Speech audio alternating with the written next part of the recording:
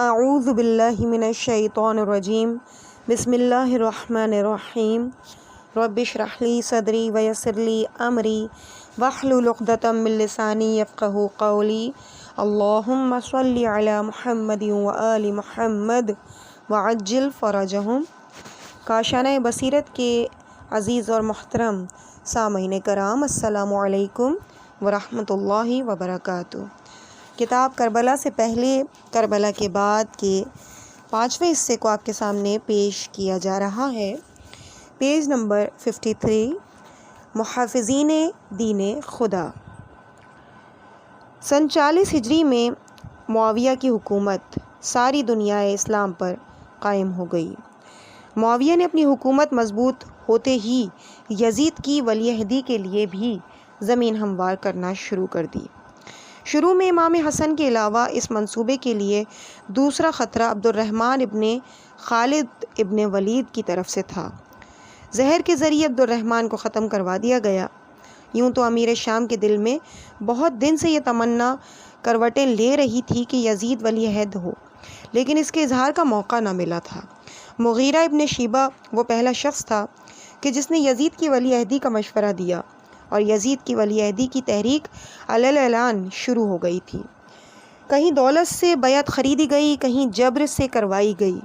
ویسے بھی زیادہ تر تو اب ایسے ہی لوگ تھے کہ جنہیں حق و ناحق، صحیح غلط کی کوئی تمیز ہی باقی نہ رہ گئی تھی۔ ان سے بیعت کروانا تو کوئی مسئلہ ہی نہ تھا۔ اہم شخصیات میں سے بس 4 ایسے لوگ تھے کہ جو بیعت سے انکاری تھے: حسین ابن علی علیہ السلام، عبداللہ ابن عمر، عبداللہ ابن زبیر اور عبد الرحمن ابن ابو بکر۔ معاویہ کو یہ خوف ہوا کہ کہیں ان میں سے کسی کا انکار بیعت بنایا کھیل نہ بگاڑ دے، اس لیے وہ خود یزید کو ساتھ لے کے حج کے بہانے مکے اور مدینے آیا۔ ان حضرات کو دھمکیوں اور لالچ ہر طریقے سے آمادہ کرنا چاہا، لیکن اپنی کوششوں میں ناکام رہا اور واپس شام چلا گیا۔ یہ سب واقعات 56 ہجری سے پہلے کے ہیں، لیکن امیر شام نے کھلم کھلا کوئی ایسا اقدام نہ کرنا چاہا کہ جس سے لوگوں کے اندر بغاوت کے جذبات بھڑک اٹھیں، اس لیے موقع کے منتظر رہے اور خاموشی سے یہ خطرات دور کر دیے جائیں۔ شاید زندگی مہلت دیتی اور موقع ملتا تو امام حسن کی طرح امام حسین علیہ السلام کو بھی خاموشی سے زہر دے دیتا۔ تاریخ بظاہر اس موڑ پر آ چکی ہے کہ یوں معلوم ہوتا ہے کہ رسول کے انقلاب کا ہر نقش نہ صرف روئے زمین سے بلکہ لوگوں کے ذہنوں اور دلوں سے بھی مٹتا جا رہا ہے، لیکن دنیا میں ابھی ایک ایسا گھر باقی ہے کہ جس کے ہوتے ہوئے خدا کے دین کو کوئی مٹا نہیں سکتا۔ یہ خدا کے رسول کا گھر ہے۔ وہ گھر ہے کہ جس سے فاطمہ، علی اور حسن تو رخصت ہو چکے ہیں، لیکن حسین موجود ہیں علیہم السلام۔ علی ابن الحسین موجود ہیں اور مختصر تعداد میں ان کے اہل خاندان۔ یہ گھر بدلتے ہوئے حالات سے غافل نہیں بلکہ مستعد ہے، متحرک ہے اور موقع کا منتظر۔ جب گھر سے نکل کر میدان میں آنا ہوگا تو ہر ایک کو اپنا اپنا محاذ سنبھالنا ہوگا، اس لیے کہ یہ جنگ بڑی ہماگیر جنگ ہوگی۔ یہ جنگ محض معاویہ یا اس کے جانشینوں کے خلاف نہیں لڑنی، بلکہ یہ جنگ معاشرے کی بے حسی کے خلاف، زر پرستانہ رجحانات کے خلاف، دولت کی چندھیائی ہوئی آنکھوں کے خلاف، مصلحت آمیز دنیا دارانہ سمجھوتوں کے خلاف اور مردہ ضمیروں کے خلاف، ظلم و استحصال کے خلاف لڑی جائے گی۔ اس جہاد کے مختلف مورچے ہوں گے، میدانوں سے، قید خانوں سے، بازاروں سے، مسلوں سے، مدرسوں سے دین کا دفاع کیا جائے گا۔ اس دفاع میں کبھی تلوار استعمال ہوگی، کبھی قلم، کبھی خطبے اور کبھی دعائیں۔ اس کے مجاہدین میں بوڑھے بھی ہوں گے، جوان بھی ہوں گے، عورتیں بھی اور بچے بھی۔ رسول کا گھر اس عظیم جہاد کی تیاری کر رہا تھا۔ ماؤں کی گودوں میں تیاریاں ہو رہی تھیں، عبادات کے مسلوں پر تیاریاں ہو رہی تھیں۔ اہل بیت اطہار علیہم السلام امر بالمعروف و نہی عن المنکر کا فریضہ انجام دے رہے تھے، اور اس طرح لوگوں کی ذہنی تربیت کا سلسلہ جاری تھا۔ حق پرستوں کی ایک ایسی جماعت تشکیل پا رہی تھی کہ جو تعداد کے لحاظ سے کم لیکن قوت ایمانی کے لحاظ سے بہت مستحکم تھی۔ یہ لوگ غالباً شام کے علاوہ تمام اہم مقامات پر موجود تھے، اس لیے کہ تاریخ میں ایسے واقعات موجود ہیں کہ کبھی کوفہ سے کبھی بصرہ سے لوگ امام حسین کی خدمت میں پہنچے تھے اور آپ کو قیام کا مشورہ دیتے تھے۔ امام اپنے ساتھیوں کو مناسب موقع کے انتظار کی ہدایت فرماتے۔ غرض ان خاموشیوں میں ایک عظیم انقلاب، ایک زبردست اقدام کی آہٹیں واضح طور پر سن سکتے ہیں، اور بالآخر وہ وقت آ گیا کہ جب یہ انقلاب گھروں سے نکل کر میدان میں آ جائے۔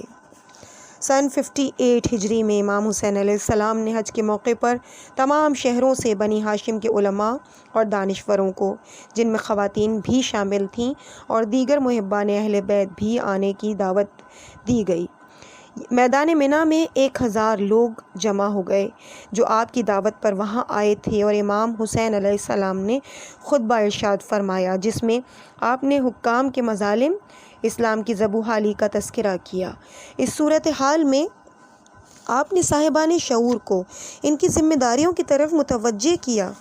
اس طویل خطبے کے چند اقتباسات درج ذیل ہیں۔ حدود الہیہ سے تجاوز کرنے والے اس شخص یعنی معاویہ نے ہمارے ساتھیوں کے ساتھ جو ظلم و ستم روا رکھا ہے وہ آپ لوگوں کے علم میں ہے۔ میں اس خطرے کو بھانپ رہا ہوں کہ کہیں دین حق فرسودہ ہو کر ختم نہ ہو جائے۔ تم دیکھ رہے ہو کہ لوگ خدا سے کیے گئے وعدے کو پورا نہیں کرتے اور خدا کا خوف نہیں رکھتے۔ تم اپنے اجداد کی قائم کردہ روایات کی خلاف ورزی سے مضطرب و پریشان ہو جاتے ہو، لیکن خدا اور اس کے رسول کی قائم کردہ روایات اور متعین کردہ حدود کی تحقیر و تذلیل سے تم کوئی اثر نہیں لیتے۔ قوم کے اندھے، بہرے اور غریب لوگ شہروں میں لاوارث بن گئے ہیں، لیکن ان کی حالت پر کوئی رحم نہیں کھاتا۔ تم لوگ اپنی سہل پسندی کی وجہ سے ظالموں سے تعاون کرتے ہو اور اپنی زندگی بے حسی کے ساتھ گزارتے ہو۔ ان حالات پر مجھے حیرانی کیوں نہ ہو۔ زمین دغاباز، ستمگر، عوام سے زبردستی خراج وصول کرنے والے حاکموں کے تسلط میں ہے جو مومنین پر ظلم روا رکھتے ہیں۔ خداوند عالم گواہ ہے کہ ہم ان حالات میں جد و جہد کر رہے ہیں، اور وہی روز حشر اپنے وعدے کے مطابق ہمارے اور ان کے درمیان فیصلہ کرے گا۔ پھر آپ نے آخر میں لوگوں سے فرمایا، اے لوگوں، اگر تم نے ہمارا ساتھ نہ دیا اور ہمارے مقام و مرتبے سے آگاہ ہو کر ہمارے حقوق سے انصاف نہ کیا تو ظالم و جابر تم پر ہمیشہ کے لیے مسلط ہو جائیں گے اور تمہارے پیغمبر کے لائے ہوئے دین مبین کی شمع گل کر دیں گے۔ پیج نمبر 57، ہیڈنگ سفر شہادت۔ آخر کار 15 رجب سن 60 ہجری کو معاویہ کا انتقال ہوا اور ملت اسلامیہ پر وہ وقت آیا کہ جب یزید جیسا فاسق و فاجر بھی امیر المومنین کہلانے لگا۔ 27 رجب کو امام حسین علیہ السلام سے مدینے کے حاکم ولید نے بیعت طلب کی۔ امام نے اس وقت کوئی جواب نہ دینا چاہا۔ مروان کے اصرار اور گستاخانہ کلام پر امام نے فیصلہ کن جواب دیا کہ ہم اہل بیت نبوت و معدن رسالہ ہیں۔ یزید شراب خور، مسلمانوں کا قاتل، فسق و فجور پر عمل پیرا ہے، مجھ جیسا اس جیسے کی بیعت نہیں کر سکتا۔ اس کے بعد اگلے ہی دن یعنی 28 رجب کو آپ مدینے سے مکے کی طرف روانہ ہو گئے۔ 3 شعبان کو آپ مکے پہنچے۔ جب آپ کے انکار بیعت کی خبر مختلف شہروں میں پہنچی تو کوفے سے خطوط آنا شروع ہو گئے کہ آپ کوفے آئیے، ہم آپ کی نصرت کریں گے۔ اسی قسم کے خطوط بصرہ سے بھی آئے۔ امام کی خدمت میں پہلا خط 10 رمضان کو پہنچا۔ کچھ دن کوفہ اور بصرہ سے قاصد آتے رہے۔ بالآخر آپ نے اپنے چچا زاد بھائی مسلم ابن عقیل کو کوفہ کے حالات کا جائزہ لینے کے لیے بھیجا۔ ادھر ایام حج قریب آ چکے تھے اور آپ کو معلوم ہوا کہ کچھ لوگ حاجیوں کے بھیس میں آپ کو شہید کرنے کا ارادہ لے کر آئے ہیں۔ آپ نے عازمین حج کے سامنے خطبہ ارشاد فرمایا، موت اولاد آدم کا مقدر ہے، جیسے جوان عورت کے گلے میں گلوبند، مجھے اپنے جد بزرگوار، والد گرامی، والدہ ماجدہ اور بھائی حسن مجتبیٰ سے ملنے کا وہی اشتیاق ہے جو حضرت یعقوب کو یوسف سے ملنے کا تھا۔ میرے لیے ایک قتل گاہ پسند کر لی گئی ہے، گویا میں دیکھ رہا ہوں کہ دشت عراق کے بھیڑیے میرا جوڑ جوڑ الگ کر رہے ہیں۔ جو کوئی لقائے الہی کے لیے شہادت کی موت مرنا چاہتا ہے وہ ہمارے ساتھ آ جائے، میں کل صبح روانہ ہو جاؤں گا۔ یہ سفر کس منزل کی طرف ہے؟ کیا امام حسین خطرے سے نکل کر کسی گوشۂ عافیت کی تلاش میں ہے؟ اس خیال کی تردید اس خطبے سے ہو جاتی ہے۔ ان الفاظ سے ظاہر ہے کہ امام نہ صرف شہادت کے لیے آمادہ ہیں بلکہ اس کے لیے بے قرار اور اس کے منتظر ہیں اور اس کا بڑھ کر استقبال کر رہے ہیں۔ دوسرے دن جب آپ نے روانگی کا اظہار کیا تو محمد حنفیہ، ابن عباس سبھی نے آنے والے خطرات سے آگاہ کیا۔ آپ نے نہ ان کی رائے پر عمل کیا اور نہ ان کی تردید کی، گویا آپ بھی جانتے تھے کہ کوفے کی طرف سفر آپ کے لیے خطرات کا باعث ہوگا۔ پھر حدود حرم سے باہر بھی نہ نکلے تھے کہ فرزدق نے آپ کو اطلاع دی کہ کوفے والوں کے دل آپ کے ساتھ ہیں اور تلواریں آپ کے خلاف ہیں۔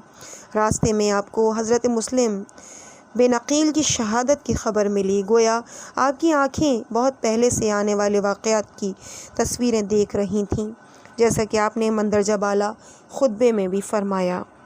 راستے میں ایک منزل پر ترماح بن عدی بن حاتم تائی ملے۔ انہوں نے آپ سے عرض کی کہ ان کے علاقے میں قبائل ہیں، وہاں تشریف لے چلیں، وہاں کوئی آپ کو نقصان نہیں پہنچائے گا، لیکن آپ نے اپنے شہادت گاہ کی طرف گامزن رہے۔ دوسرا نقطہ یہ پیدا ہوتا ہے کہ اگر محض شہادت ہی آپ کا مقصد تھی تو یزید نے مکے میں ہی قاتل بھیج دیے تھے۔ اگر حرمت کعبہ پیش نظر تھی تو حدود حرم سے باہر قیام فرماتے، آخر اتنے طویل سفر کی کیا ضرورت تھی؟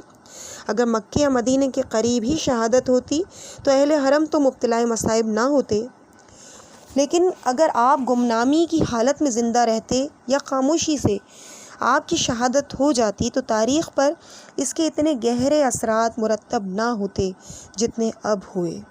ہر شہادت کی دو منزلیں ہوتی ہیں، نظر جاں پیش کرنا اور پیغام رسانی کی منزل۔ اگر مکے کے قریب یا مدینے میں آپ کو حساسی انداز میں شہید کر دیا جاتا تو پیغام رسانی کی منزل ناتمام رہ جاتی۔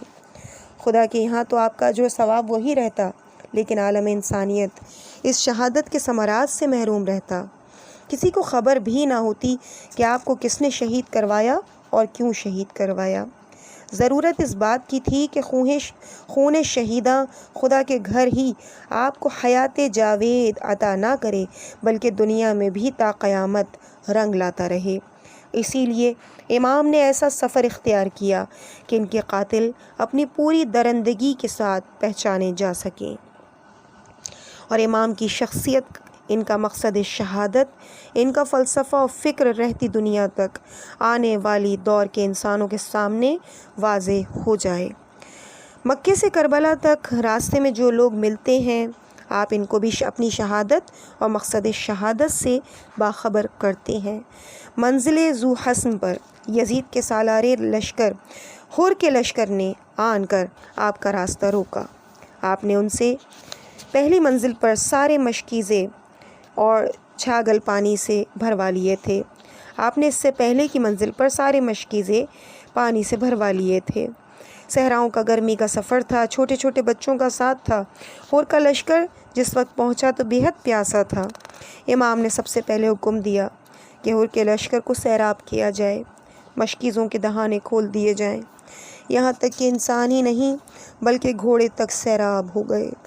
حر نے آپ کی مدینہ واپسی کی تجویز رکھی اور یہ چاہا کہ آپ کو کوفہ عبید اللہ ابن زیاد کے دربار میں لے جائے۔ امام نے کوفے کا ارادہ ترک کر کے ایک ایسا راستہ اختیار کیا کہ جو نہ مدینہ جاتا تھا اور نہ کوفے۔ حر کا لشکر بھی آپ کے ساتھ رہا۔ منزل بیضا پر آپ نے اپنے لشکر والوں اور حر کے ساتھیوں کے سامنے اپنے مقصد سفر کو اس طرح سے بیان کیا: اے لوگوں، پیغمبر اسلام نے فرمایا، جو کوئی ایسے بادشاہ کو دیکھے جو ظلم و جور کرتا ہو، محرمات الہیہ کو حلال کرتا ہو، خدائی عہد و پیما کو توڑتا ہو، سنت رسول کی مخالفت کرتا ہو اور بندگان خدا میں معصیت اختیار کیے ہوئے ہو۔ وہ شخص اپنے قول اور عمل سے اصلاح کی کوشش نہ کرے تو اللہ اس کو بھی اس بادشاہ کے حساب میں شامل کر دے گا۔ پھر آپ نے صورتحال کا اس طرح تجزیہ فرمایا، تمہیں معلوم ہے کہ بنی امیہ نے اطاعت شیطان کو اپنا راستہ بنا لیا اور اللہ کی اطاعت سے روگردانی کی ہے، مسلمانوں کے اموال کو اپنا مال بنا لیا ہے اور حرم خدا کو حلال اور حلال کو حرام قرار دیا ہے۔ اس صورت میں مجھ سے زیادہ کس پر یہ فرض عائد ہوتا ہے کہ وہ اصلاح کی کوشش کرے۔ 3 منزل بعد نینوا کے مقام پر ہور کو ابن زیاد کا یہ حکم ملا کہ حسین کو ایک ایسے خشک صحرا میں اترنے پر مجبور کر دو کہ جہاں آب و گیا نہ ہو۔ حضرت زہیر ابن قین نے کہا، فرزند رسول، ان سے جنگ کر لینا ہمارے لیے آسان ہے بنسبت ان لوگوں کے جنگ کرنے سے کہ جو ان کے بعد آئیں گے، کیونکہ اس کے بعد اتنی فوجیں آئیں گی کہ ان کے مقابلے میں ہماری طاقت نہ ہوگی۔ مگر امام نے فرمایا، میں جنگ میں ابتدا نہیں کرنا چاہتا، چونکہ امام جانتے ہیں کہ اس حکم کا مقصد یہ ہے کہ آپ کے رفقا کو پانی سے بھی محروم کر دیا جائے، جیسا اس سے پہلے صفین کی جنگ میں معاویہ نے کیا تھا۔ معاویہ نے بھی جب فرات پر قبضہ کیا تو جناب امیر کی فوجوں پر پانی بند کر دیا تھا۔ مالک اشتر نے جوابی حملہ کر کے گھاٹ واپس لے لیا تھا۔ جناب امیر کے ساتھیوں نے عرض کی کہ کیا ہمیں بھی پانی بند کرنے کی اجازت ہے؟ جناب امیر نے فرمایا کہ انسانوں کے لیے پانی بند نہیں کیا جا سکتا، معاویہ والے بھی اسی طرح دریا سے پانی لے جائیں جیسے ہماری فوجی لے رہے ہیں۔ آپ کے سامنے رسول خدا کی سیرت تھی۔ حضور نے جنگ بدر میں اسی طرح بدر کے کنوؤں کو اپنے دشمنوں کے لیے کھول دیا تھا اور جناب امیر کا راستہ رسول کا راستہ تھا۔ علی کے فرزند نے بھی یہ منظور نہ کیا کہ فتح کی خاطر رسول اسلام سے انحراف کر کے جنگ کی ابتدا کرتے۔ پیاس کے مصائب کے خطرات قبول کر لیے لیکن جاہریت کو کرنا پسند نہ کیا۔ امام کی آواز کی طاقت کا پہلا مظاہرہ تو روز عاشور یہ دیکھنے میں آیا کہ ہور جو فوج کا سپہ سالار تھا، یزید کی فوج سے لوٹ کر امام کی خدمت میں جان کا نذرانہ لے کر حاضر ہو گیا۔ یقیناً امام کی آواز انسانیت کو غفلت سے آگاہی کی طرف، موت سے زندگی کی طرف اور اندھیروں سے اجالے کی طرف بلانے والی ہے۔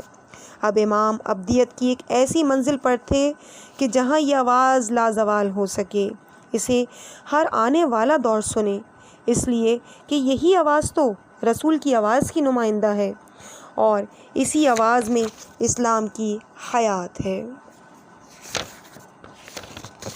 ہیڈنگ شہادت عظمیٰ، پیج نمبر 62۔ اے ایمان والوں، مدد حاصل کرو صبر سے اور صلات سے، بے شک خدا صبر کرنے والوں کے ساتھ ہے۔ میدان کربلا میں 10 محرم کی صبح طلوع ہوئی۔ 2 محرم کو امام کا لشکر کربلا پہنچا تھا۔ 7 محرم سے پانی بند ہوا۔ 9 محرم کو شام کے وقت یہ طے کیا گیا کہ اگلے دن جنگ ہوگی اور امام نے 1 شب کی مہلت عبادت الہی کے لیے مانگی۔ مہلت تمام ہوئی۔ جنگ سے پہلے مہلت اپنی قوت جمع کرنے کے لیے مانگی جاتی ہے جب کہیں سے مدد آنے کی امید ہو۔ رات ساری گزر گئی لیکن امام کی مدد کے لیے کوئی لشکر نہ آیا۔ عمر سعد کی فوج میں برابر تازہ دم رسالے آتے رہے لیکن خیمہ حسینی کے باہر محض تسبیح و تحلیل کی صدائیں رات کے سناٹوں کو توڑتی رہیں۔ لیکن ہم چشم حقیقت بین سے دیکھیں تو نظر آئے گا کہ امام کا لشکر بھی ساری رات تیاری کرتا رہا۔ ہاں، تیاری میں فرق ہوتا ہے۔ کفر کی تیاری اور ہوتی ہے، ایمان کی تیاری اور ہے۔ عمر سعد کی فوج مدد لے رہے ہیں ہتھیاروں سے، ساز و سامان سے۔ فرزند رسول مدد لے رہے ہیں صبر و صلات سے۔ بالآخر صبر کی رات گزر گئی۔ نماز کی رات تمام ہوئی، شکر کی رات بیت گئی اور امتحان کی صبح طلوع ہوئی۔ تاریخ انسانی کی وہ یادگار صبح کہ جب 72 پیاسوں کے لشکر نے 30,000 یا 40,000 یا بعض روایات کے مطابق 1,00,000 کے لشکر کا اس صبر و سکون سے مقابلہ کیا کہ ایک ایک شہید ہو گیا، لیکن کسی نے قدم پیچھے نہ ہٹایا۔ دن چڑھے، جنگ شروع ہوئی۔ امام کے کچھ ساتھی دو بدو جنگ میں شہید ہوئے، کچھ ظہر کی نماز کی حفاظت کرتے ہوئے، کچھ ساتھ نماز پڑھتے ہوئے، اور بالآخر عصر کی نماز کے بعد امام تنہا تھے۔ شہید ہونے والوں میں بوڑھے بھی ہیں، جوان بھی ہیں، بچے بھی ہیں، صحابی رسول بھی تھے، اصحاب امیر المومنین بھی تھے، بچپن کے رفیق بھی تھے، یہاں تک کہ عزیز ترین گود کے پالے، قوت بازو، رسول کے گھر کے چراغ سبھی قربان ہو گئے۔ حضرت عقیل کے 3 فرزند عبداللہ، عبد الرحمن، جعفر، سعید ابن عقیل ابن ابی طالب کے 1 فرزند محمد، حضرت مسلم ابن عقیل کے 2 فرزند محمد اور عبداللہ، حضرت زینب سلام اللہ علیہا کے جگر گوشے اون و محمد، امام حسن علیہ السلام کے 2 لال، امام مظلوم کے 5 بھائی عباس، عبداللہ، عثمان، جعفر اور محمد، امام کا 18 سال کا فرزند علی اکبر جو سیرت میں رسول خدا کی تصویر تھا، یہاں تک کہ 6 ماہ فرزند علی اصغر کو بھی راہ خدا میں قربان کرنے کے بعد شہید اعظم صابر رہے۔ بے شک اے ہمارے امام، آپ نے خدا کو پا لیا، آپ نے کچھ نہیں کھویا، پھر بھی دل میں یہ ہوک اٹھتی ہے کہ کاش آپ مبتلا مصائب نہ ہوتے، اور ذہن میں یہ سوال اٹھتے ہیں کہ امام تو مکے سے چلتے وقت ہی نہیں بلکہ سالوں سے حالات کا تجزیہ کر رہے تھے۔ یزید کی تخت نشینی کی تحریک تو 10 سال پہلے شروع ہو چکی تھی۔ 56 ہجری تک علاوہ چند لوگوں کے سبھی نے یزید کی ولی عہدی کی بیعت کو قبول کر لیا تھا۔ یہ نظر آ رہا تھا کہ کربلا قریب آتی جا رہی ہے، پھر آپ نے اس عرصے میں لشکر جمع کیوں نہ کیا اور جنگ کی تیاری کیوں نہ کی؟ یہاں تک کہ راستے میں جو بے شمار لوگ آپ کے ساتھ ہو گئے تھے، آپ نے انہیں بھی واپس کر دیا اور بلایا تو حبیب ابن مظاہر جیسے سن رسیدہ ساتھی کو بلایا۔ یہ سوال بھی ذہن میں اٹھتا ہے کہ خطرے کے ان حالات میں مقدرات عصمت و طہارت کو کیوں لے کر آئے؟ اس لیے کہ میدان جنگ میں خواتین اور خصوصاً شیخوار بچوں کی موجودگی تو لشکر کی سب سے بڑی کمزوری بن جاتی ہے۔ اگر باقاعدہ فوج جمع کر کے جنگ کی جاتی تو یقین تھا کہ آپ یزید پر فتح یاب ہو کر حکومت قائم کر لیتے، یا بجائے کوفے کی طرف آنے کے آپ مکے یا مدینے ہی میں قیام فرماتے اور وہاں اپنی خود مختار حکومت قائم کرنے کا اعلان فرما دیتے، جیسا کہ بعد میں عبداللہ ابن زبیر نے کیا اور سالوں حکومت بھی کی۔ امام اگر حکومت قائم کرتے تو انہیں حق تھا، اس لیے کہ دنیا اسلام میں تقوی اور عظمت کردار کے لحاظ سے کوئی ان کا ہمسر اور اس منصب کا اہل نہ تھا۔ اگر آپ ایسا کرتے تو محض اپنا حق حاصل کرتے، اور اگر حکومت کے لیے جنگ کرتے تو حق بجانب تھے، لیکن آپ نے ایسا نہیں کیا۔ امام صاحب عصر ہوتا ہے، وہ وقت کے تقاضوں کو سب سے بہتر سمجھتا ہے، اور پھر ہمارا بھی یہ فرض بن جاتا ہے کہ ہم یہ سمجھنے کی کوشش کریں اگر امام نے ایسا نہیں کیا تو کیوں نہیں کیا؟ جو طریقہ کار آپ نے اختیار کیا اس میں کیا مصلحت تھی؟ امام حال کا نہیں بلکہ مستقبل کا بھی ذمہ دار ہوتا ہے۔ تاریخ کے تجزیے اور آنے والے حالات یہ بتاتے ہیں کہ اس وقت بنیادی مسئلہ یہ نہیں تھا کہ ایک ظالم حکمران موجود تھا، بس اس سے بھی زیادہ اہم بات یہ تھی کہ امت مسلمہ کے ذہن اور شعور نے ظلم کو قبول کر لیا تھا اور مسلمان حق و باطل کی تمیز کھو بیٹھے تھے۔ اصول اسلام کا شعور ختم ہو گیا تھا۔ اگر ایسے لوگوں پر آپ حکمران بن بھی جاتے تو اسلامی نظام حیات اور عدل و احسان کی حکومت قائم نہیں ہو سکتی تھی، بلکہ اس طرح جس طرح جناب رسالت مآب صلی اللہ علیہ وآلہ وسلم کو جب عتبہ ابن ربیع نے یہ پیشکش کی کہ چاہے بادشاہ بن جائیں لیکن اس کلمے سے باز آ جائیں، تو آپ نے بادشاہ بننا منظور نہیں کیا، اس لیے کہ کافروں پر بادشاہ بننے سے معاشرے کو فلاح اور سعادت ابدی کی طرف نہیں لے جایا جا سکتا۔ اس طرح اگر امام حسین بھی مسلمان نما کافروں پر حکومت قائم کر لیتے تو اس سے معاشرہ تقوی، علم اور تزکیہ نفس کی منزل کی طرف نہ جاتا۔ رسول کا مقصد بھی حکومت کرنا نہیں بلکہ کلمے کا اعلان اور اس نظام حیات و نظام اقتدار کا قیام تھا کہ جو اس کلمے کا لازمی نتیجہ ہے۔ اور امام حسین علیہ السلام کا مقصد بھی کلمہ لا الہ کی معنویت اور مقصدیت کو زندہ کرنا تھا۔ وقت کی ضرورت یہ تھی کہ اسلام کے پردے میں جو ملوکیت اور فسق و فجور پل رہے تھے انہیں بے نقاب کیا جائے۔ اصول اسلام کو زندہ رکھنے کا ذریعہ امر بالمعروف و نہی عن المنکر ہے۔ فرزند رسول کو بھی امت میں امر بالمعروف و نہی عن المنکر کی روح کو بیدار کرنا تھا۔ آپ کا اسلام کی حقیقت پہچانوانے کی جنگ لڑنی تھی اور اس جنگ کے لیے آپ پوری طرح مسلح تھے۔ آپ کی سب سے بڑی طاقت آپ کی صداقت، سب سے بڑا خزانہ آپ کا نفس مطمئنہ، آپ کا سب سے بڑا ہتھیار آپ کی مظلومیت تھی۔ تلوار کا زخم جسم پر ہی پڑتا ہے لیکن مظلومیت کا وار تو دلوں کو ٹکڑے ٹکڑے کرتا چلا جاتا ہے۔ اس مظلومیت نے انسان کی فکر و احساس کو جو روشنی عطا کی، جو تاریخی شعور دیا، وہ بقائے اسلام کی ضمانت ہے۔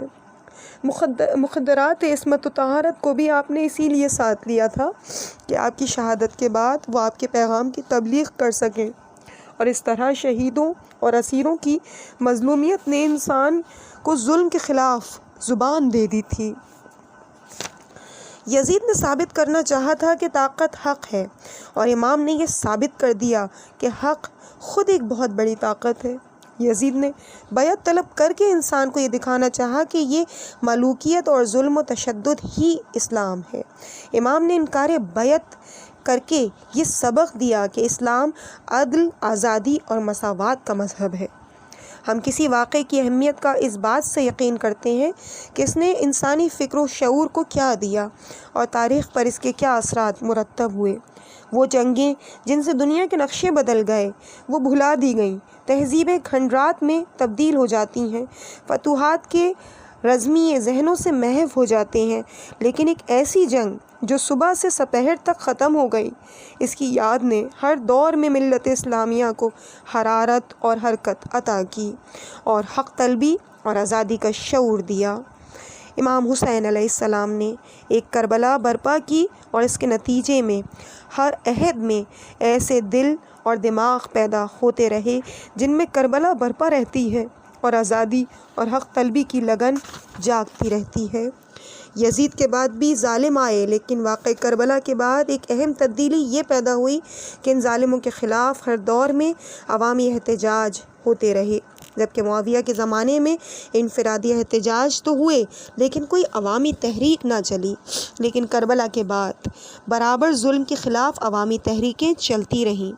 لوگ میدان سے بھاگے بھی، شکست بھی کھائی، قتل بھی کیے گئے، لیکن مستقل ظلم کے خلاف کھڑے ہوتے رہے۔ ماضی قریب میں ایک زمانہ وہ بھی آیا کہ جب ترکی کے علاوہ سب اسلامی ممالک مغربی سامراجیوں کے غلام ہو گئے۔ طاقتوں کی غلامی قوموں کی تہذیب و ثقافت ہی نہیں بلکہ زبانوں کو بھی فنا کر دیتی ہے، لیکن امت مسلمہ کی آزادی کی لگن اور ظلم کے خلاف احتجاج کا جذبہ ہی تھا کہ جس کی وجہ سے اسلامی ممالک نے غلامی کی زنجیروں کو توڑ دیا، اور یہ جذبہ کربلا والوں کی دین ہے۔ عزیز سامعین، اس مقام پہ کتاب کربلا سے پہلے کربلا کے بعد کے پہلے حصے کا اختتام ہوتا ہے، اور اس کے بعد دوسرے حصے کا آغاز ہوگا جو کہ انشاءاللہ ہم اگلے پارٹ میں آپ کے سامنے پیش کریں گے۔ دوسرا حصہ جس کی ہیڈنگ امام سجاد علیہ السلام بعد کربلا، صفحہ نمبر 69 سے ہم اس کا آغاز کریں گے۔ مجھے اپنی دعاؤں میں یاد رکھیے گا۔ والسلام علیکم ورحمۃ اللہ وبرکاتہ۔